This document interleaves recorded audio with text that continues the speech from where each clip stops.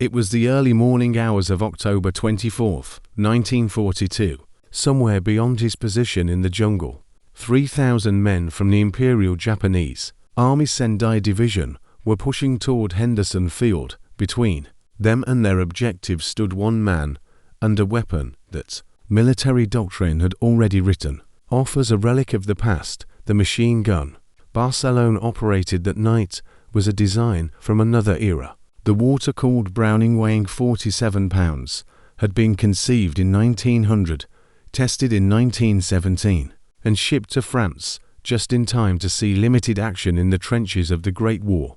By the time his battalion landed on Guadalcanal in September, the Marine Corps was transitioning away from these heavy, water-dependent weapons toward newer, lighter, air-cooled models that weighed only 31 pounds and didn't require constant water supplies. The newer weapons represented everything modern military thinking valued. They were portable, efficient, and designed for the mobile warfare that strategists believed would define future conflicts. They were the future. But on this particular night, in the mud and darkness south of Henderson Field, with Japanese soldiers screaming as they threw themselves at Marine positions, Basilone wasn't firing one of those modern weapons. He was manning an obsolete water-cooled machine gun that required a 4-man crew to move and the constant supply of water to function properly.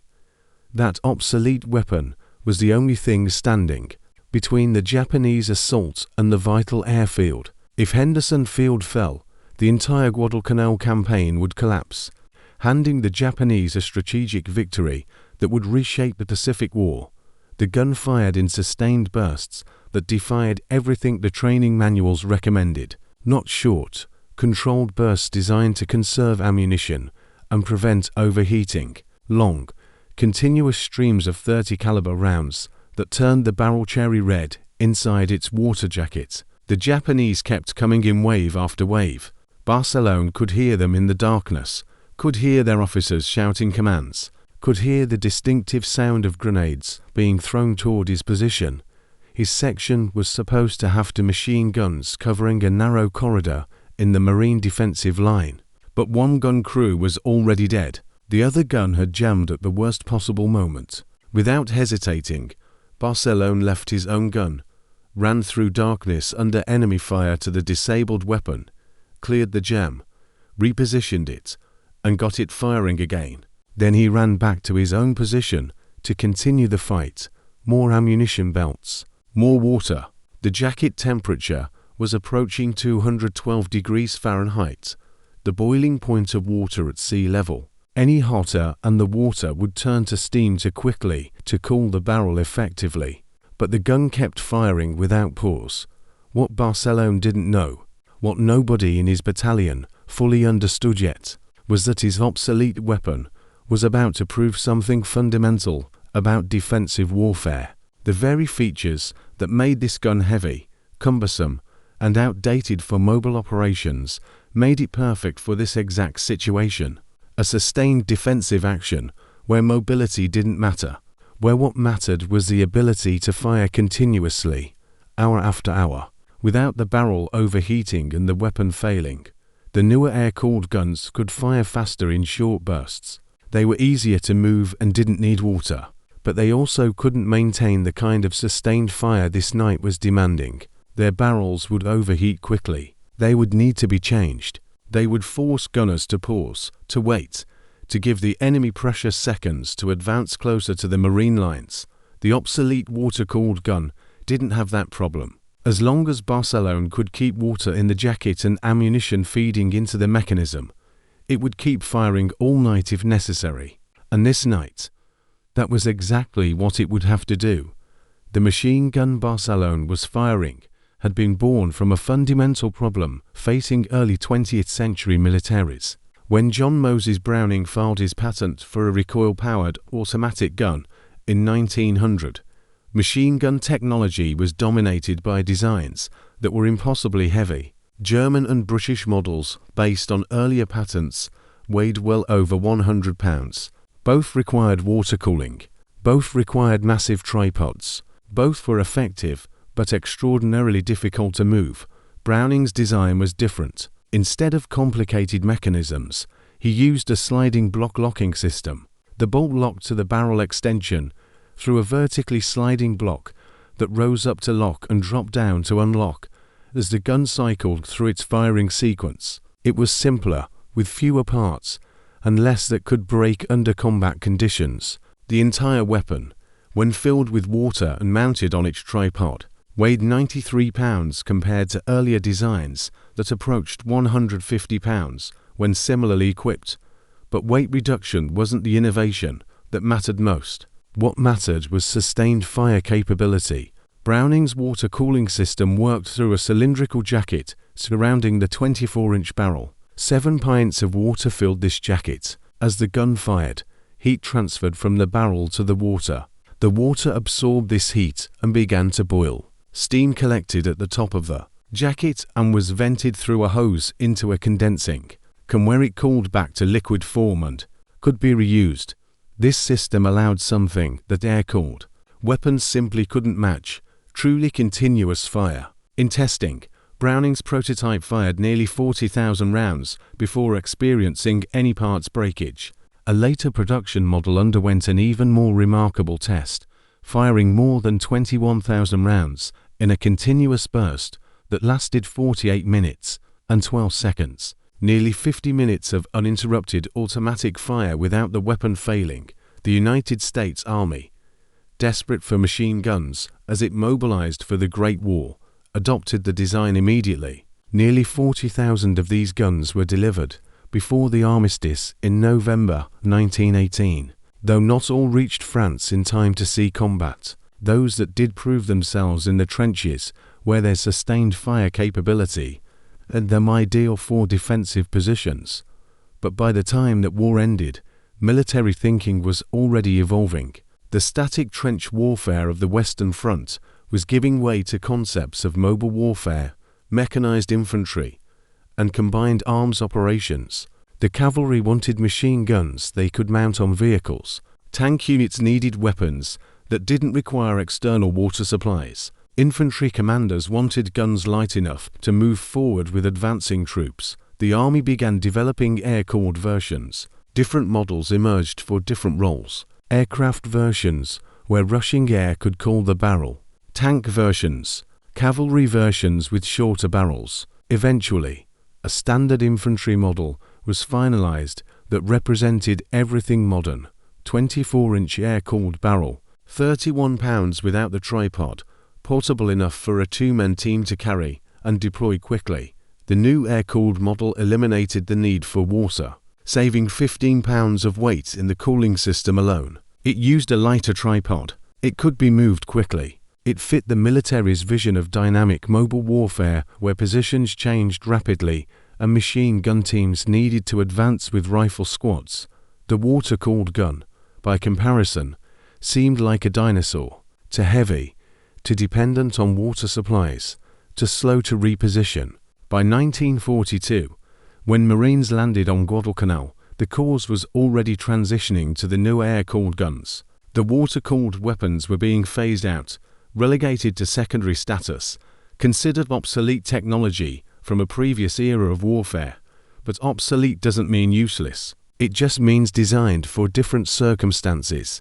And the circumstances on Guadalcanal were about to prove that sometimes older designs solve problems that newer ones create. Henderson Field was everything. The Marines who landed on Guadalcanal on August 7, 1940, understood this immediately. The Japanese had been constructing an airfield on the island's northern coast. If completed, that airfield would put Japanese bombers within range of Allied supply lines to Australia and New Zealand. It would extend Japan's defensive perimeter deeper into the South Pacific. It would make any future Allied offensive vastly more difficult. The initial landing caught the Japanese by surprise. Approximately 11,000 Marines came ashore and secured the partially completed airstrip within 36 hours. They named it Henderson Field after a Marine aviator killed leading a bombing run at Midway. Within days, the first American aircraft were landing on the captured runway, but taking the airfield and holding it were different propositions entirely. The Japanese reacted with fury. Within days, they began reinforcing their forces on the island, running destroyers and fast cruisers down what the Marines called the slot at night to deliver troops, while avoiding American air attacks during daylight. These high-speed runs could deposit soldiers, but couldn't carry heavy equipment. The Japanese troops on Guadalcanal fought without adequate artillery, without vehicles, without the logistical support that American forces enjoyed. What the Japanese did have was determination, tactical skill, and numerical superiority. By October, they had concentrated approximately 36,000 troops on the island. The Marines defending Henderson Field numbered about 23,000, including recently arrived army reinforcements. The Japanese plan was straightforward: overwhelm the American defensive perimeter with a massive night assault, recapture Henderson Field, and turn the island back into a Japanese base. The Japanese commander personally led this offensive. He had brought artillery to Guadalcanal, including heavy cannon and howitzers. On the night of October 14th, two Japanese battleships bombarded Henderson Field with nearly 1,000 massive shells, in the most intense single bombardment American forces faced during the entire war. The shelling damaged or destroyed most of the aircraft at the field and shook Marine morale, but the bombardments also telegraphed Japanese intentions. The Marine commander knew a major ground assault was coming. He strengthened his defensive perimeter, particularly the southern approaches, where the jungle provided cover for attacking forces. The 1st Battalion, 7th Marines held a critical section of this line, south of Henderson Field. Within the battalion, Sergeant John Basilone commanded 2 sections of heavy machine guns. These sections were equipped with water-cooled weapons, not because the Marines preferred them, but because that's what was available. The newer air-cooled guns were in short supply. The older water-cooled models, although obsolete, were plentiful. Basilone had learned machine gunnery in the army during a previous enlistment in the Philippines. He had re-enlisted in the Marines in July 1940 and deployed to the Pacific in May 1942. He knew the water-cooled gun intimately. He understood its quirks, its requirements, its capabilities. He knew that in defensive positions, where the gun didn't need to move, the water cooling system was an advantage, not a liability. On the afternoon of October 24th, increased Japanese activity was observed to the front of the Marine positions. Patrols reported large enemy forces moving through the jungle. An observation post positioned thousands of yards forward telephoned the battalion command post at 9:30 that evening with a stark message. There are about 3,000 Japanese between you and me. The Japanese were coming, and when they arrived, Basilone's obsolete machine gun would be waiting. Basilone's 2 sections of machine guns occupied positions along a narrow corridor in the defensive line. Each section consisted of 1 water-cooled weapon mounted on a tripod. The guns were positioned to create overlapping fields of fire, covering approaches through the jungle where Japanese forces would have to advance. Behind each gun, ammunition boxes were stacked, wooden chests containing 250 rounds each in cloth belts that fed from left to right into the weapon. The gun weighed nearly 37 pounds when filled with water. The tripod added another 53 pounds. The weapon sat low to the ground on its tripod, giving the gunner a stable firing platform, but requiring him to operate from a prone or kneeling position. The gun's cyclic rate of fire was between 450 and 600 rounds per minute, depending on the specific weapon and how it had been maintained. But cyclic rate was different from sustained rate. Cyclic rate measured how fast the gun could fire if ammunition fed continuously without interruption. Sustained rate measured how fast it could fire over extended periods without damaging the barrel. For air-cooled weapons, this distinction mattered enormously. The newer air-cooled guns could achieve their cyclic rate in short bursts, but sustained fire would overheat the barrel within minutes. Gunners were trained to fire in controlled bursts, to pause between bursts, to change barrels if the weapon had been firing heavily. The water-cooled gun didn't have that limitation. As long as water remained in the jacket, the gun could fire at or near its cyclic rate continuously. The water absorbed heat faster than air ever could. Simple physics. Water has a specific heat capacity, approximately 4 times higher than air. This meant water could absorb 4 times as much thermal energy as the same volume of air before reaching the same temperature. Increase. The 7 pints of water in the gun's jacket weighed approximately 7 pounds. That water could absorb tremendous amounts of heat. The phase change from liquid to steam absorbed even more energy, roughly 540 calories per gram. This heat of vaporization meant that boiling water carried away heat much more efficiently than simply hot water. Basilone understood these principles practically, if not scientifically. He knew that as long as he kept water in the jacket and didn't let it boil dry, the gun would keep firing. He had positioned 5-gallon water cans near each gun position. He had stockpiled ammunition belts. He had trained his crews on the procedures for clearing jams, for changing warm parts, for maintaining sustained fire under combat conditions. The gun's effective range was approximately 1,500 yards, though accuracy degraded significantly beyond 800 yards. For the defensive position Basilone occupied, effective range mattered less than volume of fire. The jungle terrain limited visibility to perhaps 200 yards at most. The Japanese would have to close within that distance to reach the marine lines. At 200 yards, the water-cooled gun was devastatingly effective. Each 30 caliber round left the barrel at approximately 2,800 feet per second. At close range, these rounds could penetrate light cover, could punch through locks, could defeat improvised fortifications. Against human targets in the open, they were lethal. A single round could incapacitate. A sustained burst could cut down multiple attackers. Basilone's assistant gunners had specific duties. One man handled ammunition, ensuring belts fed smoothly into the gun and didn't tangle. Another managed water supply, monitoring the jacket temperature by touch and adding water when needed.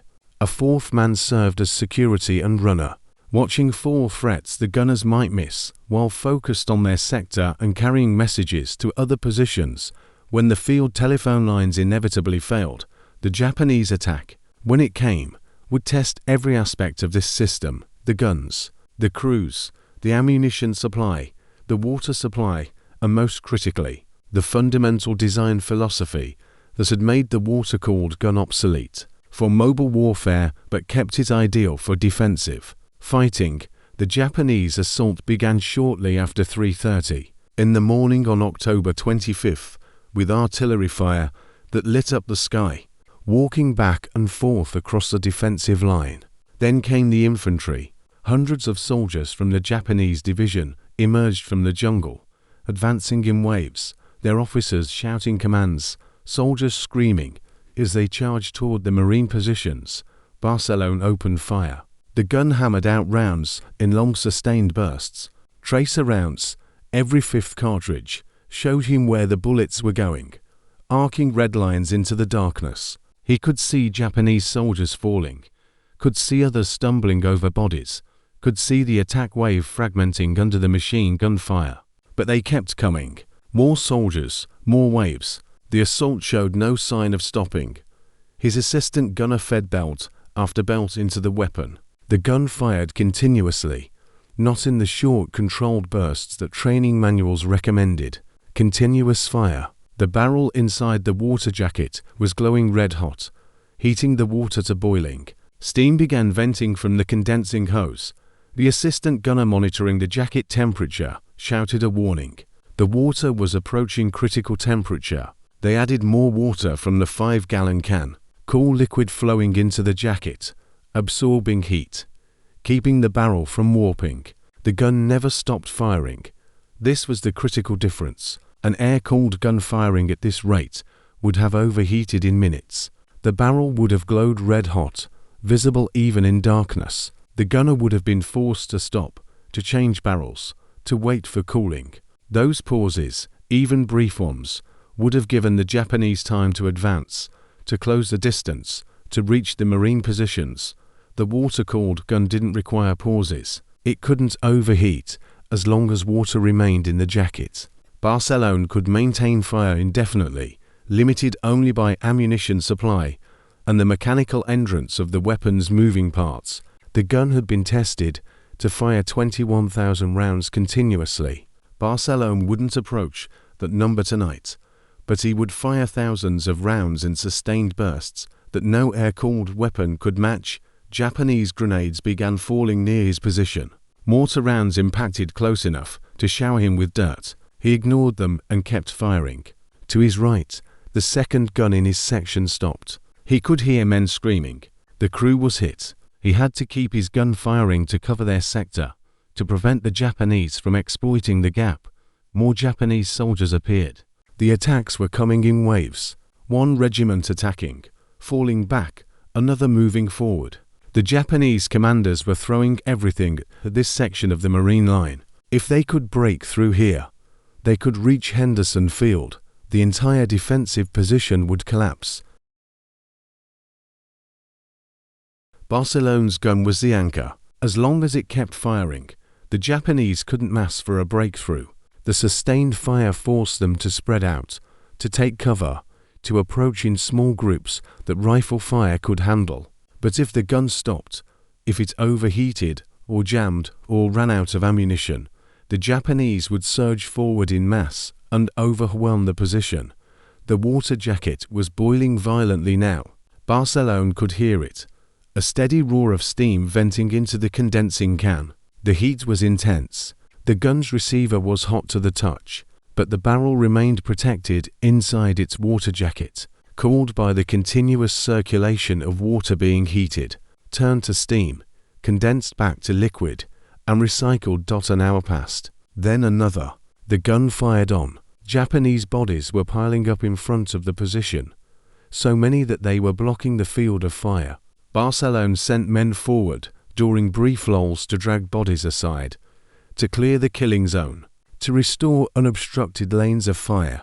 The obsolete weapon was doing something no modern gun could do, firing continuously, hour after hour, without failing. By midnight, both of Basilone's machine gun sections had been reduced to barely functional status. The second gun's entire crew was dead or wounded, leaving only two Marines capable of carrying on. Basilone left his own position, ran through Japanese fire to the disabled gun, got it back in action, repositioned it for a better field of fire, then returned to his own weapon. He was now effectively commanding both guns, moving between positions, clearing jams, replacing worn parts, directing fire. The ammunition situation was becoming critical. The wooden ammunition boxes that had been stacked behind the positions were empty. Spent brass casings littered the ground. The cloth belts had been fed through the guns and laid in tangled heaps. Basilone sent runners back to request more ammunition, but the supply lines were cut. Japanese infiltrators had worked their way behind the Marine positions. No resupply was coming forward. Basilone made a decision that would later feature prominently in his Medal of Honor citation. He would go get the ammunition himself. He moved back through the defensive positions toward the ammunition dump. Japanese soldiers were between him and the supplies. He fought his way through, reached the ammunition, loaded himself with fresh belts, and fought his way back to the gun positions. The weight he carried defies easy comprehension. Each ammunition belt with 250 rounds weighed approximately 15 pounds. Basilone carried multiple belts, perhaps 60 to 80 pounds of ammunition, through hostile territory under fire, back to guns that couldn't stop firing without giving the Japanese their breakthrough. One Marine who served in the same unit later recalled that Basilone had a machine gun, operating for 3 days and nights without sleep, rest, or food, causing the Japanese tremendous casualties, not only firing his machine gun, but also using his pistol when the ammunition ran low again. Shortly before dawn on the second day, Basilone repeated the journey. By this point, he had been awake for over 40 hours, been in continuous combat for most of that time, had been firing, moving, repairing, and resupplying machine guns without meaningful rest. The physical toll was enormous, but the guns had to keep firing. The weapons demonstrated mechanical reliability that bordered on miraculous. These were guns that had been manufactured decades earlier, that had been shipped to the Pacific, that had endured tropical humidity and coral dust and rough handling. They were supposed to be obsolete. They were supposed to have been replaced by newer, better designs. But when everything depended on sustained fire, when failure meant Japanese soldiers would overwhelm the Marine positions, the old guns worked. The water cooling system that made them heavy and cumbersome proved to be exactly what the situation demanded. Each time the barrel temperature rose to dangerous levels, the water absorbed the heat. Each time the water began to boil too quickly, adding cool water from the 5-gallon cans brought the temperature back down. The system was simple, robust, and nearly impossible to defeat through thermal stress alone. By dawn on October 25th, the Japanese assault was faltering. Their casualties were catastrophic. The bodies in front of Basilone's positions numbered in the dozens, then scores. The sustained machine gun fire had prevented them from massing, from organizing coordinated attacks, from achieving the breakthrough they needed. Individual soldiers who reached the Marine lines were engaged with rifle fire and grenades, but the mass assault, the overwhelming charge that should have swept through the defensive positions, never materialized. The machine guns wouldn't let it happen. When the sun rose, the ground in front of Basilone's positioned like a slaughterhouse. Japanese bodies lay in heaps where the machine gun fire had caught them. Some had made it within 50 yards of the Marine lines before being cut down. Others had fallen farther back, killed as they emerged from the jungle. Marine patrols sent forward after the fighting stopped counted the dead. Conservative estimates placed at least 38 Japanese soldiers killed directly in front of Basilone's gun positions. The broader battle statistics were even more staggering. The Japanese regiment had been virtually annihilated. Of the approximately 3,000 soldiers who attacked the Marine positions that night, Japanese sources later acknowledged losing between 800 and 900 dead, with hundreds more wounded. American casualties in the battalion were significant, but far lower: 42 Marines killed, 126 wounded. The ratio spoke to the effectiveness of defensive firepower, particularly machine gun fire. Basilone's water-cooled guns had fired thousands of rounds during the engagement. The exact count is lost to history, but based on the rate of fire and duration of combat, estimates suggest each gun fired between 3,000 and 5,000 rounds over the course of the night. The barrels were worn but functional. The water jackets had done their job. The guns that were supposed to be obsolete had performed exactly as their designer had intended them to perform a quarter century earlier. The battalion commander, recognizing what Basilone had accomplished, immediately recommended him for the Medal of Honor. The citation detailed the specific actions: moving an extra gun into position under fire, repairing another gun and personally manning it, fighting through enemy lines to resupply ammunition when supply lines were cut. But the citation couldn't fully capture what had actually happened that night. It couldn't explain the sustained fire capability that had prevented a Japanese breakthrough. It couldn't detail the physical endurance required to keep those guns operating. 4 hours without pause, Basilone became the first enlisted Marine to receive the Medal of Honor in World War II. The ceremony took place in Australia with the commanding general presenting the medal. Basilone's response was characteristically humble. "Only part of this medal belongs to me. Pieces of it belong to the boys who are still on Guadalcanal." The water-cooled machine guns received no medals, no recognition, no official acknowledgement that obsolete technology had proven superior for this specific application. But word spread through Marine units across the Pacific. The old water-cooled guns worked. In defensive positions, where sustained fire mattered more than mobility, they outperformed the newer air-cooled weapons. Marines who had dismissed them as relics began requesting them for defensive emplacements. The irony was sharp. The military had spent 2 decades developing lighter, more portable machine guns, because mobility was the future of warfare. The newer air-cooled model represented everything modern doctrine demanded, weighing 31 pounds, easily moved forward with advancing infantry. It was the right weapon for offensive operations, for rapid advances, for mobile warfare, but Guadalcanal wasn't mobile warfare. It was defensive fighting from fixed positions against massed infantry assaults. In this context, everything that made the water-cooled gun obsolete made it perfect. The heavy weight didn't matter because the guns didn't need to move. The water requirement didn't matter because positions had water supplies. The complex cooling system didn't matter because sustained fire capability mattered more than simplicity. The battle for Henderson Field continued 4 weeks after October 25th. Japanese forces launched additional attacks, all repulsed with heavy casualties. But the critical moment had passed. The largest Japanese offensive had failed. The window for recapturing Henderson Field had closed.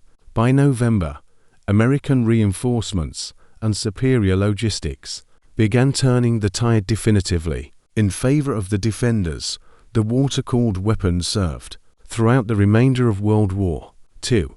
Despite officially being superseded by the air-cooled model, Marine units continued requesting them for defensive positions on islands across the Pacific. At multiple island battles, water-cooled guns provided sustained fire during Japanese counterattacks.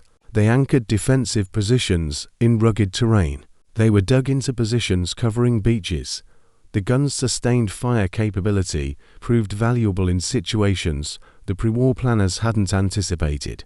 When other Marines held defensive positions with their machine gun sections in the days following Basilone's action, they also relied on the water-cooled weapon's ability to fire continuously. Multiple Medal of Honor citations described Marines moving from gun to gun as crew members fell, keeping the weapons firing against successive